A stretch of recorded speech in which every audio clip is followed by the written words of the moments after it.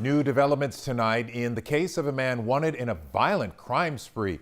Ryan Smith is now charged with murdering his father. Investigators say Smith beat his father in the head with a dumbbell a day after posting bond for allegedly stabbing an HPD K-9 during a chase over the weekend. And for the first time tonight, we're getting to see how Nate, the K-9, is recovering. Matt Doherty also learning about the emergency treatment that saved the dog's life. We got to see Nate for the first time this afternoon. You never would have guessed he almost died just a few days ago. Come on, good dog. Today, Nate looked happy to see us, playful and excited. But if you pull back his shirt, you can see his pain. He's an amazing dog. I can't say enough good things about him. On Saturday, Nate and his handler, HPD Senior Officer Paul Foster, were called to assist police chasing a suspect. 26-year-old Ryan Smith allegedly carjacked a couple, then fled police. He decided he was going to run into a backyard. Officers were chasing this guy for 15-20 minutes before I got there. Nobody observed a weapon. Nobody heard that a weapon was involved. Police say Ryan Smith was found with a large kitchen knife.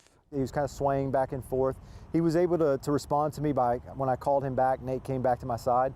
I will tell you, once I grabbed a hold of the harness and I gave the suspect instructions to keep his hands up, Nate turned himself on and was ready to go back in the fight.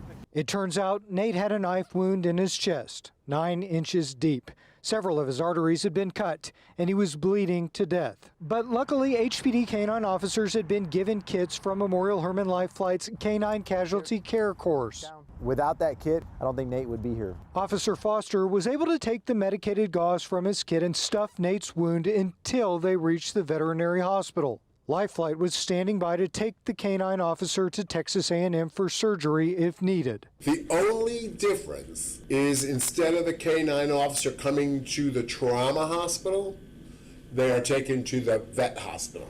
Life Flight's Tom Flanagan helped create the service for K-9 officers back in 2020. It's the only one of its kind in the country. Nate is the first documented proof the program works.